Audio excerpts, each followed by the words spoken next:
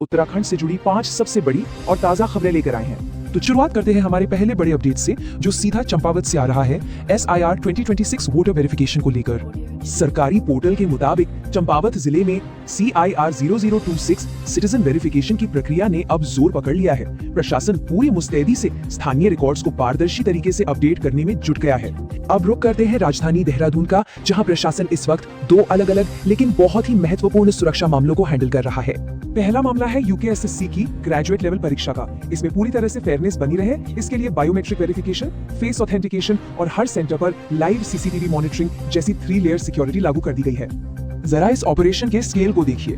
238 परीक्षा केंद्रों पर 46,000 से ज्यादा कैंडिडेट्स परीक्षा दे रहे हैं और इन सब की सुरक्षा के लिए चप्पे चप्पे पर भारी पुलिस बल तैनात किया गया है। दूसरी तरफ प्रशासनिक मोर्चे पर देहरादून के ही बैरागीवाला इलाके में पानी को लेकर हुए एक विवाद के बाद पुलिस ने तुरंत एक्शन लिया है। हालात अब पूरी तरह से काबू में है और वहां शांति व्यवस्था बहाल कर दी गई है। चलिए अब आगे बढ़ते हैं पब्लिक हेल्थ और फूड सेफ्टी की तरफ। राज्य भर में खासकर मेडिकल कॉलेजों के आसपास और हरिद्वार में कुछ चौंकाने वाले आंकड़ों के बाद बड़ी कार्रवाई शुरू हुई है। 5,000 सैंपल्स जमा किए गए थे। इनमें से 524 सैंपल यानी लगभग 500 से ज्यादा सैंपल आधिकारिक रूप से असुरक्षित या सब स्टैंडर्ड पाए गए। इस राज्य के स्वास्थ्य मंत्री ने एक बड़ा फैसला लिया है। उन्होंने फूड सेफ्टी ऑफिसर के 28 खाली पदों पर सीधी और तुरंत भर्ती के लिए UKPSC को प्रस्ताव भेज दिया है। टेस्टिंग की स्पीड को फास्ट ट्रैक करने के लिए देहरादून में एक बिल्कुल नई और डेडिकेटेड फूड एनालिसिस लेबोरेटरी भी बनाई जा रही है। और सिर्फ लैब ही नहीं, ग्राउंड लेवल पर भी काफी एक्शन हो रहा है। स्वस्थ भारत यात्रा के तहत मोबाइल फूड टेस्टिंग वैन्स अब सीधा मेडिकल कैंपस और सड़क किनारे बने ढाबों पर जाकर on the spot rapid checking कर रही हैं।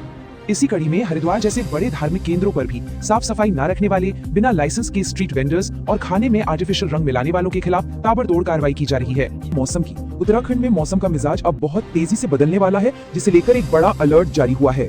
गढ़वाल पोस्ट की रिपोर्ट और IMD यानी मौसम विभाग के ताजा अपडेट की माने तो इस साल मानसून तय समय से काफी पहले उत्तराखंड पहुंच रहा है और सिर्फ जल्दी ही नहीं बल्कि सामान्य से कहीं ज्यादा भारी बारिश होने की भी पूरी संभावना है। मौसम की इस टाइमलाइन को समझें तो जून की शुरुआत में प्री मानसून बारिश होगी, मध्य जून तक मानसून आधिकारिक रूप से आ जाएगा और जून के अंत तक तो मूसलाधार बारिश का अलर्ट है।